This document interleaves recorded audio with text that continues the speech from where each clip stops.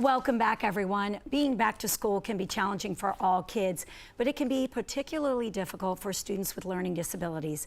It's important to be prepared and to address your child's curiosity about disabilities as openly and honestly as possible. Here today to share some helpful hints is author and psychologist Dr. Tracy Alloway. Welcome, doctor. Thank you so much for having me. Thank you for being here. I can speak as a parent, and I'm very open on the show that my oldest has some learning issues, and as she's going into 5th grade, it's been so challenging. Let's talk about that feeling of anxiousness. I know she's already starting to get it, especially if there is a learning need. What are some of the most common conditions that children are facing? Typically, we see a high prevalence rate of children with dyslexia, so reading difficulties, as well as ADHD, the kind of behavioral difficulties.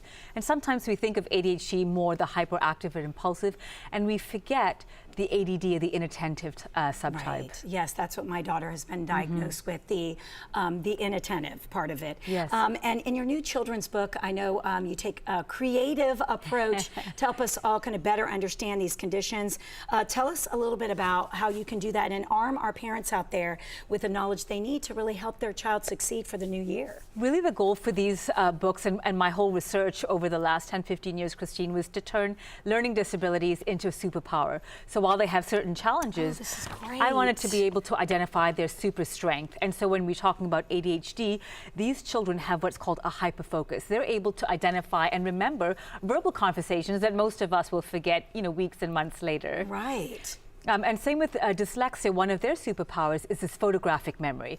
So I've had parents say to me, my little Sammy, he has trouble reading, but we'll go to a place once and all of a sudden he'll tell me exactly how to get there again. So again, it's about pointing out those strengths and that really will give them the confidence. That's what I've hated seeing in my daughter, is that her confidence, has really just almost been shattered this last year as they get older and they're more self-conscious about being maybe pulled away for testing or the extra time because they just want to be like everyone else. Exactly. But these books, I'll have to check them out, will help her.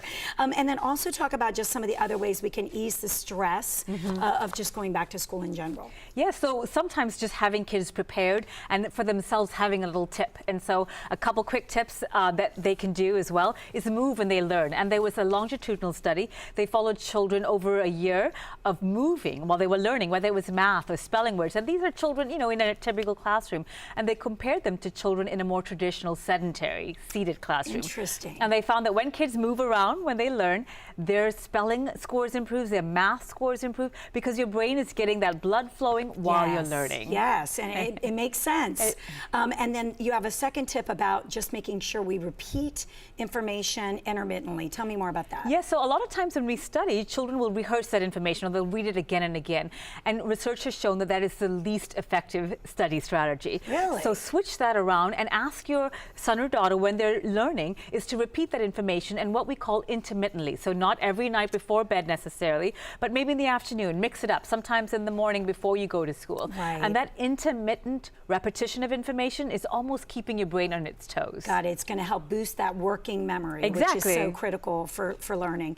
All right, then let's say there are parents out there who are watching who think, well, my child doesn't have a learning disability, but I want to make sure that they know how to deal with it with their classmates. What advice do you have? I think empathy is a big thing, and a lot of my research not only focuses on memory, but the kind of social behaviors as well, like empathy, and being able to understand that with these children, it's not that they don't want to act the same way that everyone else is that their brain is wired a little differently. Right. So when you think of ADHD, they have an overactive motor cortex, and that's what leads to this hyper movement that we're so used to seeing that's characteristic of them.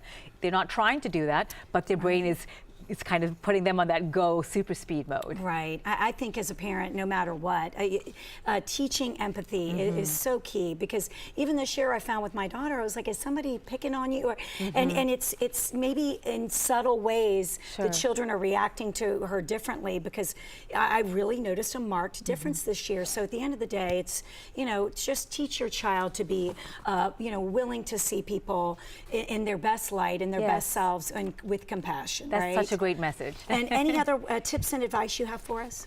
I think just be willing to listen to your child and be mindful that a lot of times, especially with younger children, when they do have back to school anxiety, they may not articulate that, but what they may do is tell you a physical problem. Oh, my stomach hurts, Mom. Yes, my head hurts. And so be sensitive to those kinds of signs because they may be apprehensive about going back to school. Okay, and can we check out your children's books that we talked about, everything online? Yes, they're all on my website, tracyalloway.com. Terrific. Once again, for these great tips, advice to help us navigate this brand new school year, please make sure you head to her website. It's tracyalloway.com. Thank you so much. Thank you. Great information.